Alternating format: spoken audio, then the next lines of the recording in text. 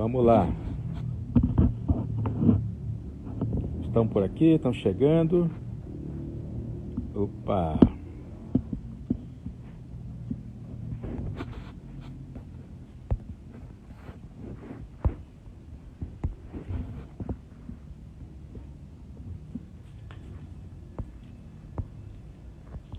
Cadê você, Cacá?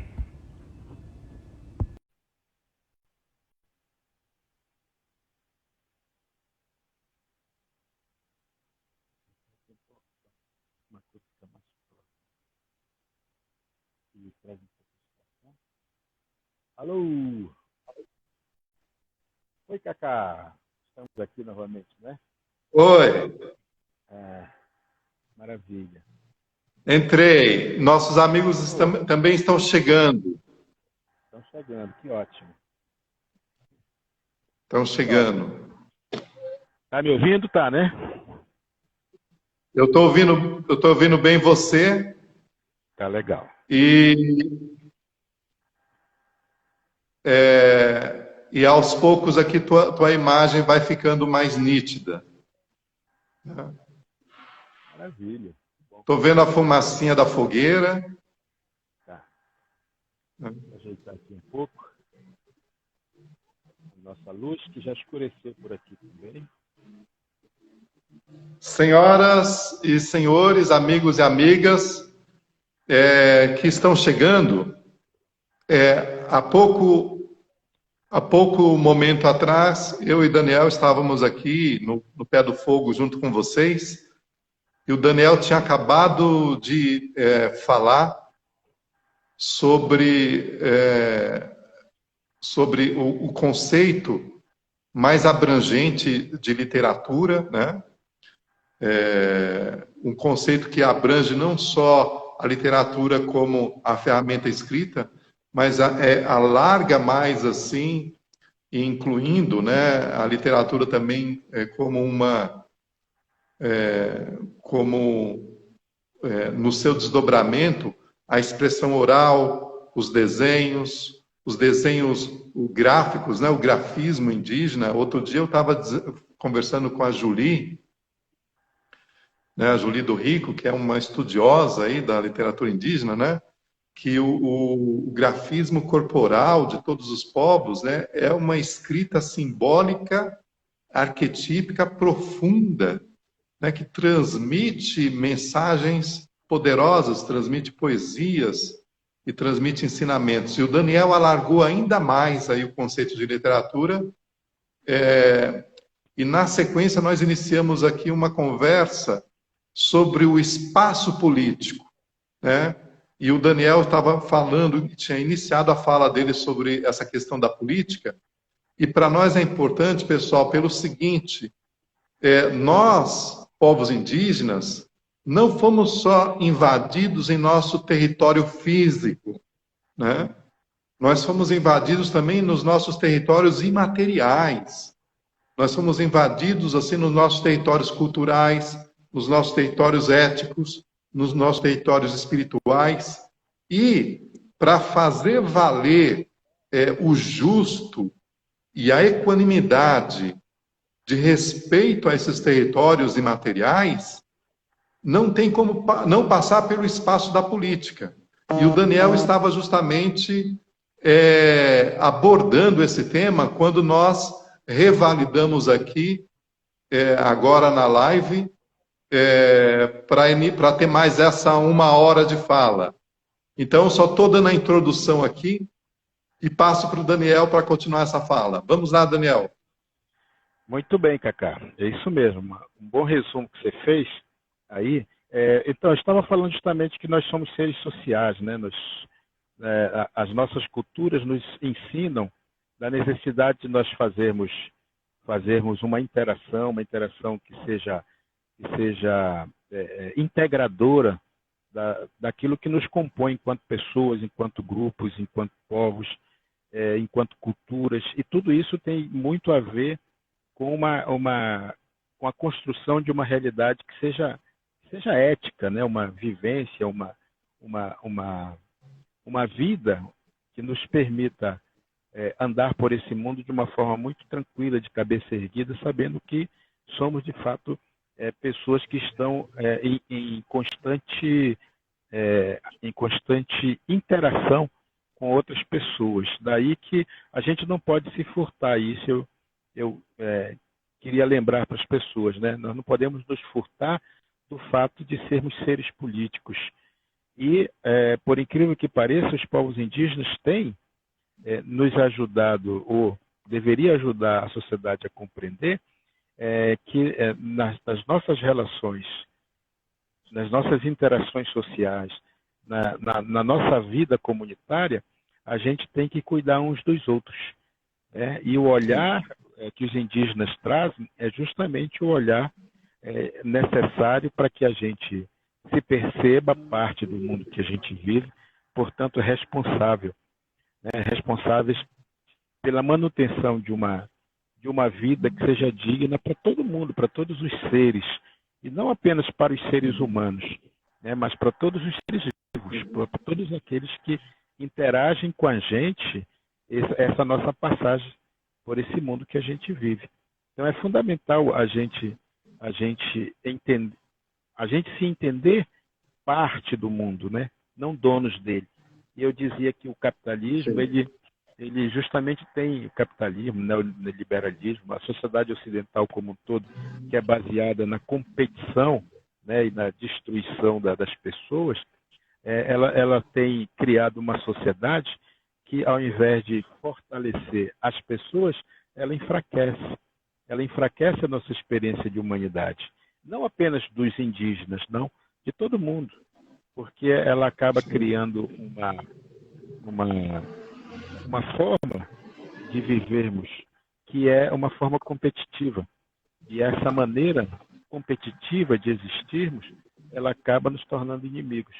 Então, ao invés de a gente se estabelecer enquanto humanos no mundo em transformação, a gente acaba se transformando, na verdade, em pessoas que não conseguem interagir, não conseguem se articular. Né?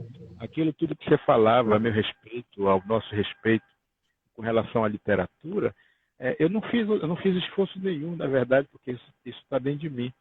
Né? Quando eu me proponho a fazer alguma coisa, isso tem que sair, tem que brotar de dentro de mim, né? Como uma coisa que não vai me obrigar a sofrer. Nada disso me faz sofrer.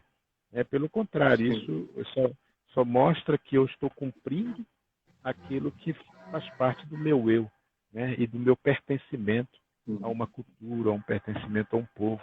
E foi o que esse povo me ensinou. E eu dizia no começo da nossa conversa exatamente isso, né? Que para além de ser Munduruku, eu sou, sobretudo, um navegante, né? No mesmo mundo, no mundo que todo mundo está. E eu vou tentando aprender com esse mundo formas de poder me relacionar, formas de poder interagir e de construir um lugar melhor para todo mundo. Daí a importância de estar na política também. Sim. Daniel,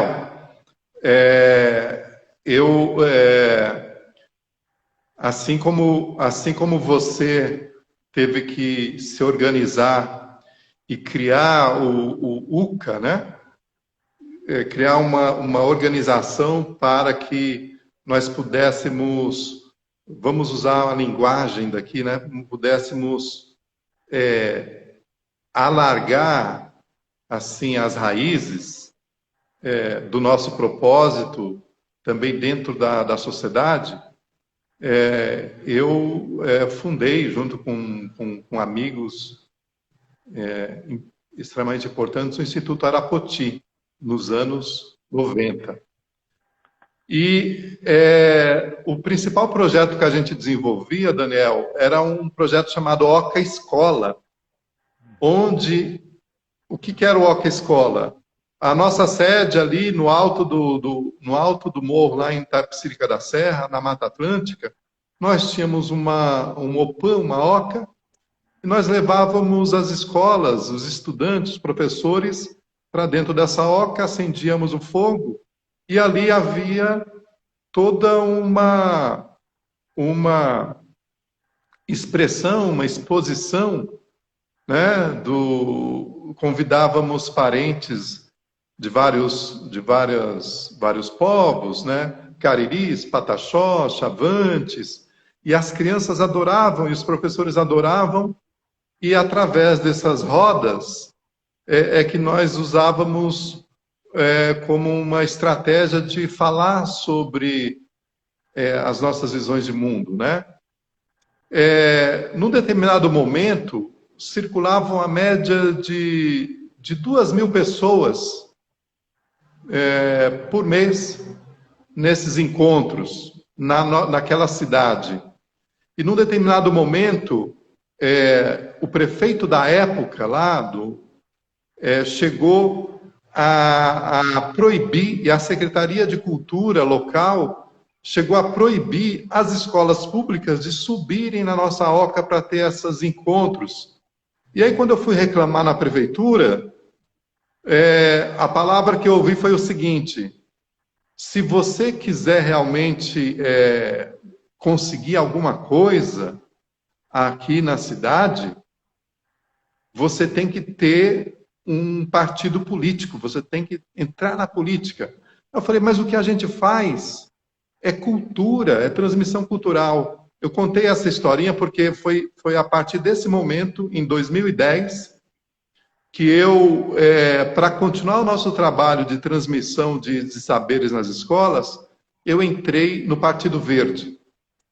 E, através do Partido Verde, e através de assumir uma posição na cidade, vamos dizer assim, política, foi que a gente conseguiu manter esse trabalho com as escolas, com os alunos, com os estudantes.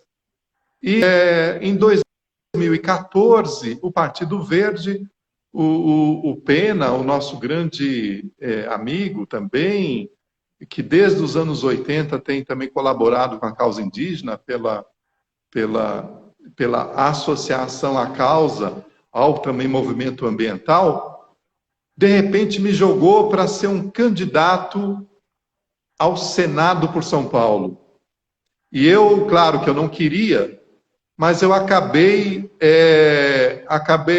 aceitando como uma oportunidade de colocar na agenda política de São Paulo algumas questões centrais assim do nosso pensamento como uma pauta política.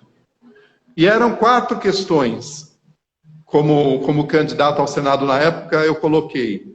E essas 4 questões não foram trazidas por mim, foram trazidas pelos nossos velhos, pelos nossos anciões, que eram 4 pontos básicos, assim, que pudéssemos criar leis para que a humanidade parasse de envenenar a terra, criar leis para a humanidade parar de envenenar as águas, criar leis para que a humanidade parasse de envenenar o ar e criar leis para que a humanidade pudesse deixar de segregar, de focar toda a sua ação civilizatória na segregação de pessoas, né? No desrespeito à diversidade. Eram somente essas 4 coisas. E para mim foi uma experiência incrível, né? Foi uma experiência também terrível, né? Porque realmente esse lugar é um lugar muito duro, é um lugar de um combate extremamente desigual. Por que eu disse isso? Agora, nesse momento, eu sei, Daniel, que você resolveu assumir um desafio muito próximo da experiência que eu vivi naquela época, né, em 2014 e depois em 2018. Você resolveu entrar nessa arena, porque realmente é uma arena, é um lugar de combate, né, no espaço político em Lorena, Eu queria que você falasse dessa experiência, Daniel, para a gente. Como é que está sendo isso? Né? Como é que está sendo esse... Como é que foi tomar essa decisão para você? O que te mobilizou para tomar a decisão de entrar nesse espaço, nesse lugar? E o que você está enfrentando? Né? Partilha com a gente um pouco desse momento seu. Ah, legal. Pois eu também pensei bastante sobre entrar ou não nessa seara política, sabe? Primeiro porque a política sempre é dita pelas pessoas, ou tida pelas pessoas como um lugar ruim, um terreno muito árido. E de fato é. Mas, por outro lado, como eu dizia anteriormente, eu me descubro a cada dia um ser político. E, portanto eu tenho que tomar uma atitude, né? Porque se a política me incomoda, né, o jeito como a política ela é praticada hoje me incomoda, eu não posso nunca me acomodar, né? Isso não pode, ao contrário, né? Se me causa incômodo, eu preciso fazer algo para que esse incômodo ele se resolva dentro de mim. E uma das formas de resolver esse incômodo dentro de mim é participando ativamente da política, como um ator político, não apenas como um político do ponto de vista humano, assim, né? Porque nós humanos somos seres políticos, mas também um ator político, ou seja, alguém que vai tomar partido, né? Alguém que vai se posicionar, vai se colocar. Isso eu já faço sempre, obviamente, mas como alguém que é político por nascimento, né? Por nascença, desde a barriga da mãe da gente. Mas tomar partido significa também você comprar uma briga a favor daquilo que você acredita. E a gente precisa. Uma das coisas que as pessoas falam sempre, Cacá, é, é que a política é ruim. A política ela faz com que as pessoas boas virem pessoas más. E isso vem muito ao encontro, vem muito ao encontro dessa postura que hoje em dia se desenvolveu, né? Dizendo em que o atual governo, inclusive, foi um dos disseminadores dessa ideia maluca de que existem pessoas boas e pessoas más, e as pessoas boas elas não participam da política, ou então quem faz quem está fazendo a política, né, é gente de bem. Você já ouviu isso, né? É gente de bem. Já E eu ouvi fico muito isso. sempre querendo compreender que, na verdade, essa história do bem e do mal, né, da gente boa, da gente ruim, é tudo, obviamente, uma forma de fazer com que as pessoas não participem do mundo da política, né? Eu lembro sempre aquele velho ensinamento indígena, né, que é bem antigo mesmo, que é aquela história dos lobos que moram dentro da gente, né? Quando fala assim, eu Sim. sou gente de bem, tem gente de bem ou gente do mal. Não, as pessoas esquecem que o bem e o mal moram dentro da gente, né? E o que sai da gente é aquilo que a gente alimenta, né? Se você alimenta o mal dentro de você, vai sair o mal mesmo, não tem outra coisa, né? Mas se você alimenta o bem, é o bem que sai, né? Essa briga dos lobos, né? O lobo bom e o lobo mau que mora dentro da gente. E se você e no confronto desses dois, o que vai efetivamente prevalecer é justamente aquele que você vai alimentar. Então, eu fico sempre lembrando para as pessoas que a ideia de participar da política não é efetivamente para gente se aproveitar, porque a política não é para isso, né? Existem os oportunistas, aqueles que fazem da política um ganho pessoal, mas a política é, sobretudo, algo do coletivo, né? É algo de compartilhamento, algo de existência. Então, eu entrei nessa seara política, partidária, inclusive, para mostrar, para tirar de mim o incômodo de não participar, o incômodo de ver as coisas ruins acontecendo e não me achar responsável por isso. Eu lembro sempre da música da Mercedes Sosa, né? Que nos falava, né? Nos lembrava sempre: eu só peço a Deus que a guerra não me seja indiferente, que a morte não me seja indiferente, que as coisas não me sejam indiferentes, porque tudo isso é um monstro, né? Que está dentro da gente, que está próximo da gente, e que faz com que a gente se acovarde, né? A gente não pode ser indiferente. A indiferença é a pior forma de a gente participar de alguma coisa. Aliás, é a forma de a gente não participar de nada e deixar que outros participem, outros tomem decisões, outros criem leis para a gente cumprir, né? Porque para quem cria a lei quase sempre está ligado a interesses, né? Interesses às vezes escusos, que não dizem respeito à maioria das pessoas. E eu quero poder fazer parte desse cenário também, sabe? De quem pode criar lei, de quem pode gerir coisas, de quem pode alimentar esperanças, né? Eu tenho dito assim que o meu projeto é a esperança, né? O meu projeto é a esperança. Eu tenho a esperança como projeto, né? No sentido de que eu quero fazer com que as pessoas voltem a acreditar que elas é que mudam as coisas, elas é que transformam, elas é que podem agir no sentido de fazer com que uma cidade seja mais legal, uma cidade seja mais bonita, uma cidade seja mais acessível, né? Em que as pessoas possam, de fato, gostar de viver no seu lugar, né? Mas quem pode fazer isso são as pessoas. Daí a minha ideia, como sempre foi em tudo aquilo que eu fiz na vida, né? É de chamar as pessoas para fazerem, para construir. Assim foi na literatura, assim foi como professor, assim tem sido na minha vida como escritor, né? Uma tentativa de chamar as pessoas para elas se incomodarem, né? Não se acomodarem, se incomodarem. Se é errado a gente tratar os povos indígenas do jeito que eles têm sido tratados, isso é um incômodo para a gente tem que fazer o possível para que esse incômodo ele não seja mais parte da gente.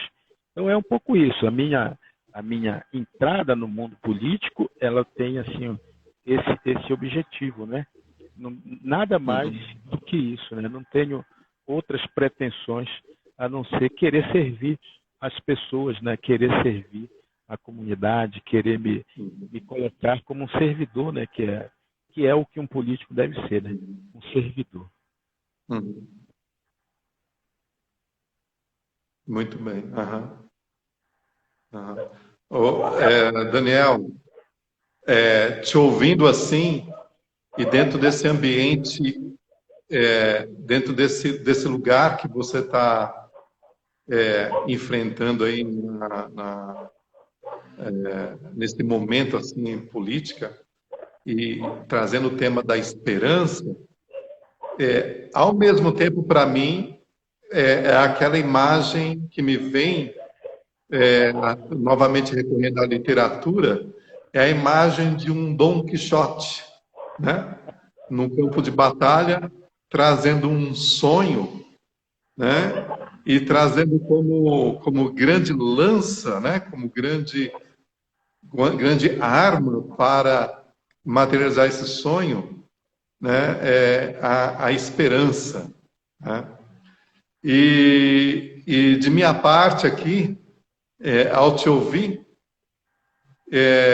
eu me somo a você e eu tenho certeza de que aí na região, né, porque o seu local de combate assim é Lorena, né, mas que Lorena nesse momento é também uma metáfora da necessidade da gente empunhar, né, a esperança também para todo o Brasil, né?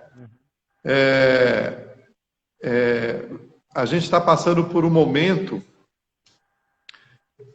de transição que está movimentando o mundo inteiro, né? A partir dessa história que todos estão vivenciando, que é a pandemia, né? Nós estamos aí diante de um desafio muito grande de literalmente assim de sobrevivência, né? Nunca parece que nunca na história da humanidade, eu pelo menos não tenho notícia, né?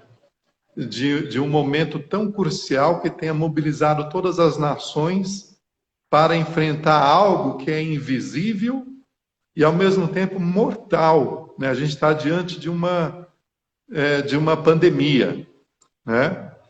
E quando me perguntam sobre o que eu penso disso, normalmente não tem como não lembrar de que esse tipo de desafio nós enfrentamos desde o século XVI, né? No século XVI, uma das estratégias que os invasores usaram para dizimar nossos parentes, nossos antepassados, foi justamente através de epidemias que eram deixadas em roupas, que eram deixadas em lençóis, penduradas no varal. Inclusive, eu fiz um artigo outro dia falando sobre isso, né? E é daí que vem a história de entrar em maus lençóis, né? Porque os parentes acabavam utilizando essas roupas que vinham com vírus e de repente, toda uma civilização deixava de existir em questão de pouco tempo, né? Nós temos uma certa experiência nessa história de ter que enfrentar epidemias, né? Os Munduruku têm essa experiência, né? Outro dia eu estava lendo, por exemplo, os Munduruku que tem a sua tradição vinculada à nascente lá do rio Tapajós, num determinado momento, numa determinada época, teve que migrar para outro lugar por conta do sarampo, da chegada do sarampo, né? Já no século XX, né? Se eu não me engano, 1941, foi uma das tantas epidemias que os parentes Munduruku tiveram que enfrentar, né? E quando me perguntam, né, sobre esse tema, eu costumo dizer o seguinte: nós, enquanto humanidade, nós temos sido o coronavírus da Mãe Terra, né, desde a Idade Média. E aqui no Brasil, desde o século XVI. Né, a humanidade tem poluído os rios, envenenado a terra, né, tem poluído o ar de um modo extremamente inconsequente, né, de um modo extremamente desastroso, e ainda continuam fazendo isso, desmatado as florestas, sem perceber, sem relacionar isso com algo mais do que desequilíbrio ecológico, né, e algo mais do que a dizimação de culturas tradicionais. É algo que realmente com a humanidade, com todos nós. Lembro que os nossos antigos sábios, né, têm falado assim: preste atenção no que a gente faz com a terra, né, porque aquilo que acontece à terra retorna aos filhos da terra.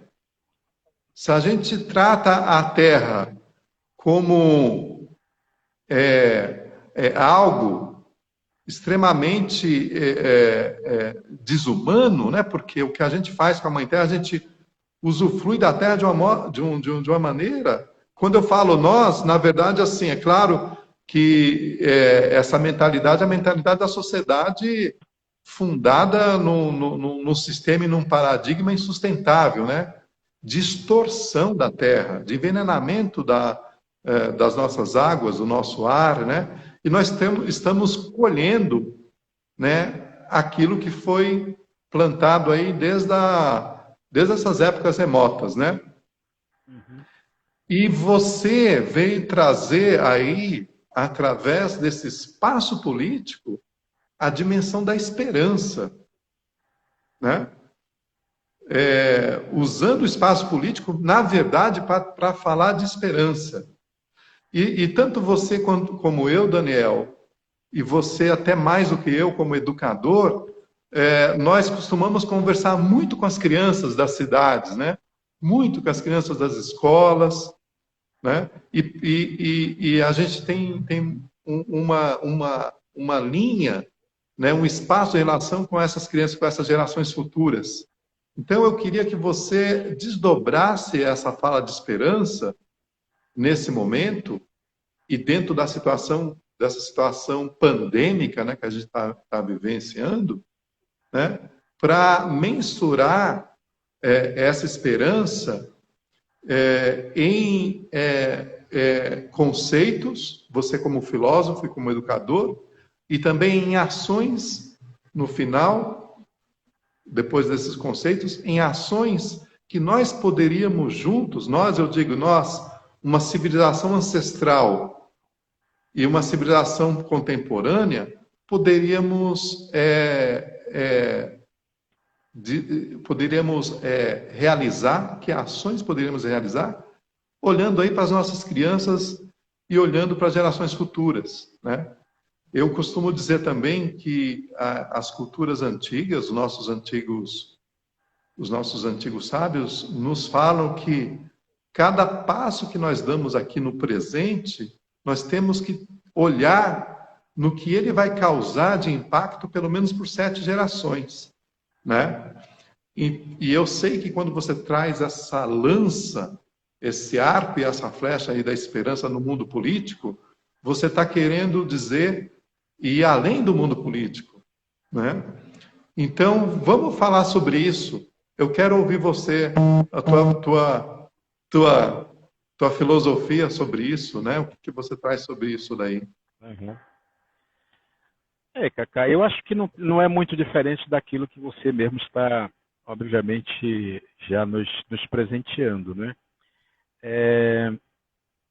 Eu gosto de dizer e gosto de pensar sempre que nós indígenas somos seres do presente, né? Do agora. Eu tenho, se eu posso dizer assim, pregado às pessoas a necessidade de a gente se comprometer. Porque a única coisa que nos compromete efetivamente com a transformação, com a mudança, é o agora, o presente. A sociedade ocidental, ela investe muito no futuro. Ela investe muito num tempo que ela não tem. Ela investe muito num tempo em que ela não experimentou. E aí fica jogando sempre a ideia, né, de que é preciso chegar a algum lugar para a gente ser feliz, para a gente se realizar, para a gente ser alguém na vida, né? O que não é comum isso das tradições do mundo inteiro, as tradições antigas do mundo inteiro. São tradições que investem muito no presente, no agora. O presente como presente, né? É o presente que a gente recebe e todo mundo que recebe um presente tem a obrigação de usá-lo imediatamente. Ponto final. Isso seria muito, muito fácil. Aliás, as pessoas não entendem isso, ou melhor, para elas entender inclusive como é que é a dinâmica social de um povo indígena, basta elas perceberem que os indígenas celebram muito, cantam e dançam muito, pintam seu Sim. corpo e fazem isso para celebrar o momento, para celebrar a dádiva da natureza, para celebrar aquilo que se tem, né, para pedir sorte na caçada, para pedir para que a vida ela continue, para que ela seja uma vida bastante completa, plena, né?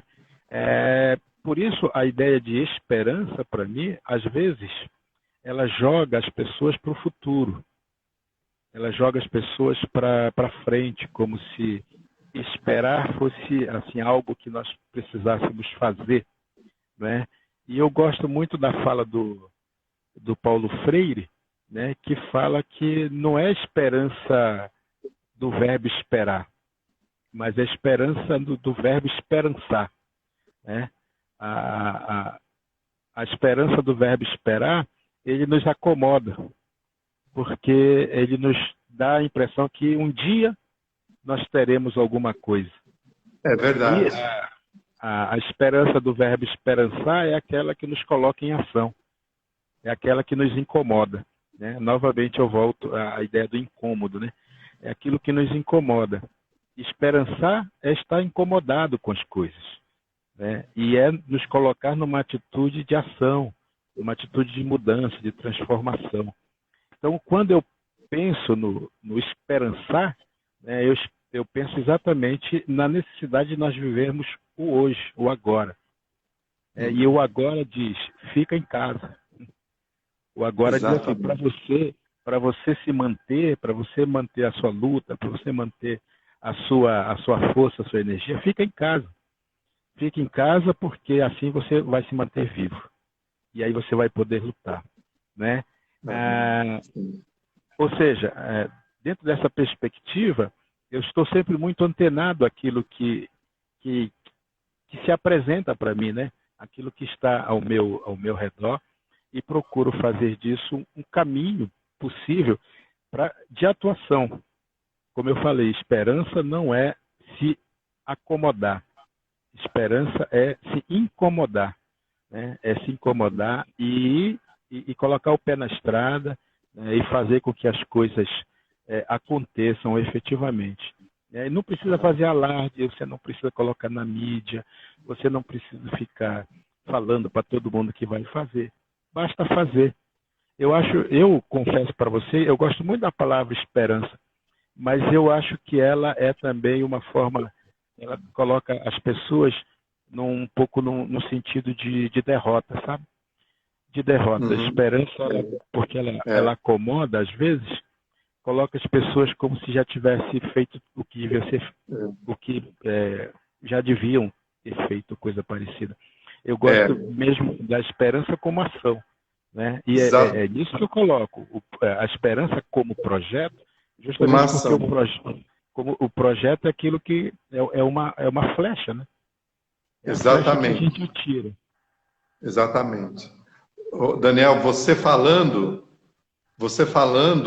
me vem assim, nós temos que tirar aquela crença de que a esperança é a única que é a última que morre, para atualizar e dizer assim, a esperança é a única que move,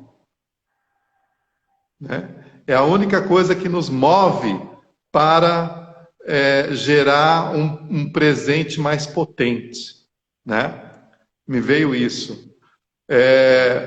Daniel, eu queria que a gente voltasse assim nas nossas literaturas, nas nossas joias, nas nossas preciosidades, né? Porque você abriu falando um trecho de das coisas que aprendi, do trecho desse livro, né? E queria aproveitar e dizer para as pessoas que, além das coisas que aprendi, tem inúmeros outros livros do Daniel e de outros parentes nossos que podem ser encontrados na livraria Maracá, né? Que podem ser encontrados aí virtualmente. Mas eu queria também aproveitar que agora nós temos um número maior de pessoas nessa roda, nesse pé do fogo. Se você tiver com um livro aí, Daniel, eu queria que você repetisse aquele trecho. Sabe por quê? Porque na hora que você estava lendo, uma boa parte das pessoas não tinham chegado e o áudio não estava bem. E agora, nesse momento, a tua imagem está bem legal, você está até bonito agora, mais bonito do que é. E o áudio está bem legal agora. Lê de novo o trecho das coisas que aprendi, porque essa ideia eu vou ler um trecho do Trovão e o Vento. Legal E depois faz a propaganda da Livraria Maracá. Isso. Eu ia começar falando disso, porque legal você ter falado na Livraria Maracá, justamente porque ela tem sido um referencial muito importante na difusão, da literatura indígena, sabe?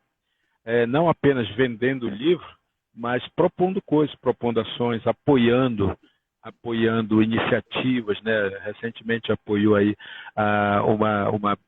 uma campanha de biblioteca para a aldeia, se eu não me engano, de Paraty. Apoiou, né? Tem apoiado bastante o festival, o IB Festival, né? Quer dizer, mais do que um ambiente de venda de livro, isso também super importante, ela é também uma proposta de atuação na sociedade brasileira, sabe? E isso me deixa muito, muito feliz, inclusive por estar tendo um sucesso bastante admirável para esse momento que a gente está vivendo. Você falava dessa situação da Covid-19 aí, né? A Maracá tem mandado livros para muitas pessoas lerem nesse momento de que estão isoladas e tudo mais. Isso tem sido muito bom. Aliás, assim, depois eu queria lembrar que nós estamos aí com um pré-lançamento de um livro também, do Olho Bom do Menino, que eu já mostro para vocês, mas antes vou fazer isso que você pediu, vou ler o trecho do livro, então, que eu comecei esse livro, das coisas que aprendi, um livro que fala justamente sobre o bem viver, são ensaios sobre o bem viver, né? Claro, a partir da minha ótica, a partir do meu olhar, e a partir da minha experiência, né, de vida, daquilo que eu aprendi vivendo entre mundos, né, entre esses dois mundos que é onde eu vejo. Bom, vamos ver se eu consigo ler agora, porque aqui já escureceu. E embora eu tenha uma luz aqui, meus olhos já não são aquela coisa toda. Vamos lá. Tudo está sempre bem. Hoje começa enquanto dormimos. Os sonhos são nossa porta de entrada para o mundo alheio àquele que pensamos dominar. Dormir, sonhar, acordar são movimentos únicos que nos integram com o universo ao nosso redor. Viver integrados nela, viver integrados na teia universal é a garantia da sanidade que une diferentes entes no mesmo processo de conhecimento. Nosso mundo é repleto de mistérios que só podemos desvendar quando fechamos os olhos na direção do infinito, que mora dentro de nós. O caminho da partida e o da chegada são o mesmo, eterno retorno. Luta em glória para transformar o outro enquanto pensamos na perfeição que nos habita. Doce ilusão. A nossa perfeição não cabe no outro. Ela é uma roupa feita sob medida. Só cabe em nós mesmos. O hoje começa e termina em mim. O hoje é a minha eternidade frágil. Lapso da luz de um raio que ilumina por um tempo infinitamente curto. Só hoje eu sou. Só hoje estará tudo bem. Só hoje serei mais risonho, alegre, forte. Só hoje trarei meus sonhos à baila e dançarei com eles a harmonia do universo. Só hoje murmurarei melodia inaudível para sintonizar a música da natureza. Que hoje o seu silêncio reverbere em partilha, que sua música expresse seu corpo, que seus sentidos busquem a perfeição do outro, para que as perfeições se contemplem e que tudo esteja sempre bem. Oh, Agudjevete. Chipato. Muito bom. Muito bom. Esse tipo de texto, eu gosto muito de fazer esse tipo de texto, assim, texto reflexivo, né? Na verdade, os meus livros, a maioria dos meus livros, eles são considerados como livro para criança. Isso por conta de um mercado editorial, por conta de uma porção de de situações, né? Eu acabei escrevendo histórias, histórias da tradição, e muitas vezes o mercado editorial considera que essas histórias da tradição são histórias para criança. E na verdade não são. Elas são muito histórias para a nossa infância, né? Para a infância que mora dentro de todo mundo, né?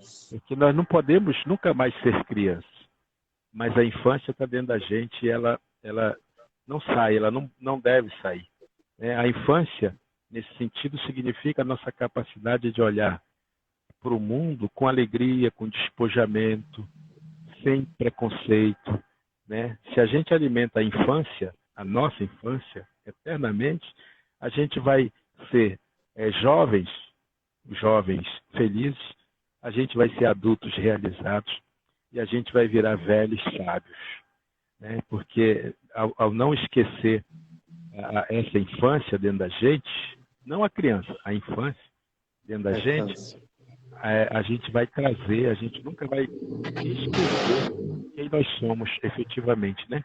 De onde a gente veio e o que a gente faz nesse mundo.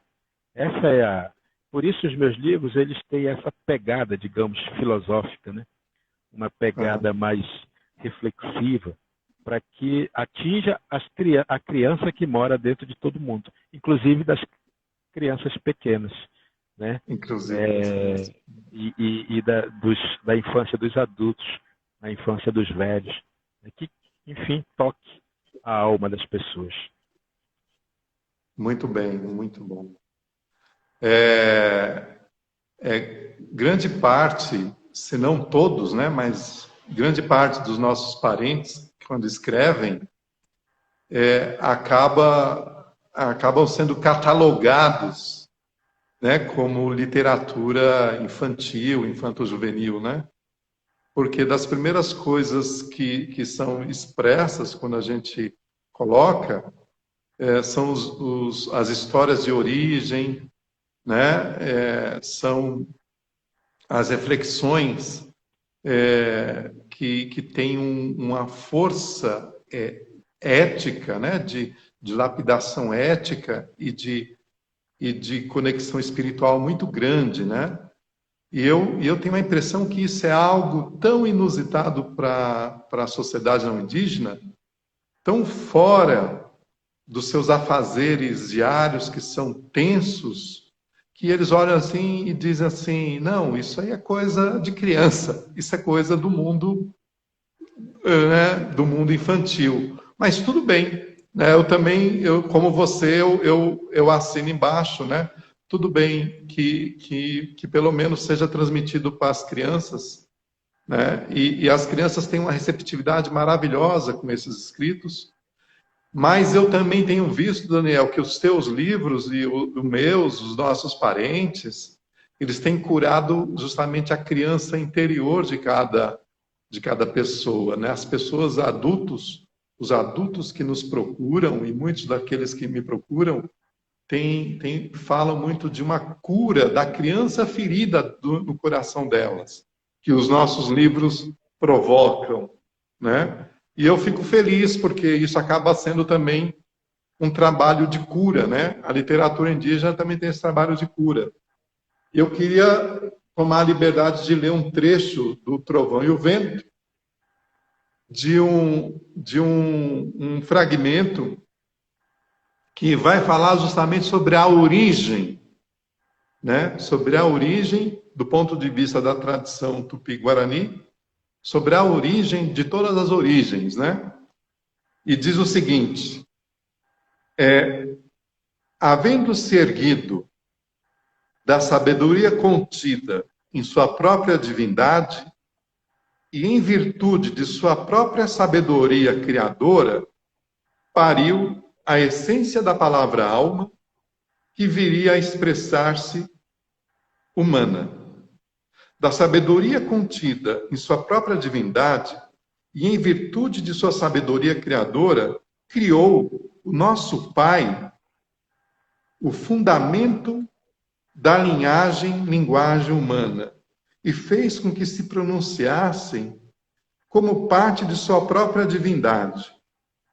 Antes de existir a Terra, em meio à noite primeva, e antes de ter-se conhecimento das coisas, criou o fundamento da linhagem e linguagem humana, que viria a tornar-se alma palavra, e fez o grande Espírito, assim que se formaram parte e todo. Esse trecho é um trecho do Aivur Aptá, dos Fundamentos do Ser, e esse trecho é uma tradução, entre aspas, aproximada que eu fiz, mas também que foi feito por Leon Cadogan, no início do século XX, de um canto guarani que tem aproximadamente 3.000 anos. Quer dizer, não foi algo que eu escrevi, né?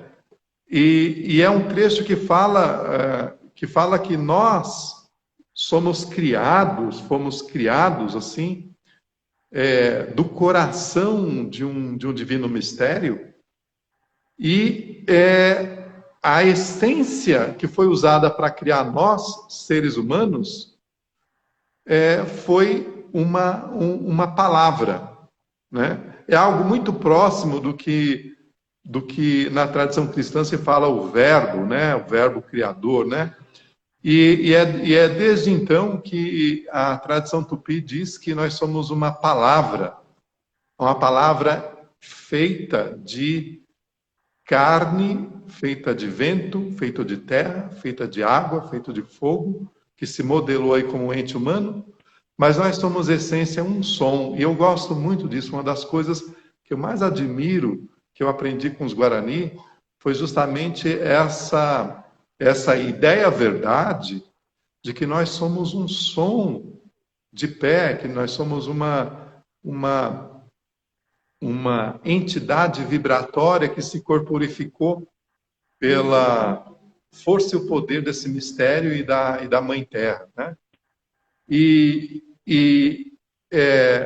Eu tenho a impressão, Daniel, que isso daí, esse princípio que eu encontrei como uma verdade, porque aí eu fui ver também em outras literaturas e outras tradições de sabedoria, esse princípio é que faz com que todos nós, na verdade, sejamos literatos, sejamos pessoas que têm como dom natural a expressão, né? E que ela não se manifesta somente na literatura escrita, como você bem falou há algum momento atrás. Que ela se manifesta quando a gente sonha, quando a gente pensa, né? Quando a gente expressa, quando a gente fala, quando a gente escreve, né? E que a grande habilidade que nos foi dada por esse mistério foi essa habilidade mesmo de criar, né? E de recriar a vida, e o que nós temos a contribuir para, no meu entendimento, e inspirado em você aqui, na palavra que você trouxe aí através das coisas que eu aprendi, o grande instrumento que a gente tem para sermos e manifestarmos o que nós somos, que é a cocriação, a habilidade de criar e o poder de criar, é o hoje. Né? É o hoje, o que você disse das coisas que aprendi. Então, queridas amigas, amigos que estão nos ouvindo, somente por hoje, vamos criar a esperança e manifestar essa esperança aí nas nossas casas, né? Os nossos irmãos, irmãs, filhos, filhas, parentes, amigos, amigas, né?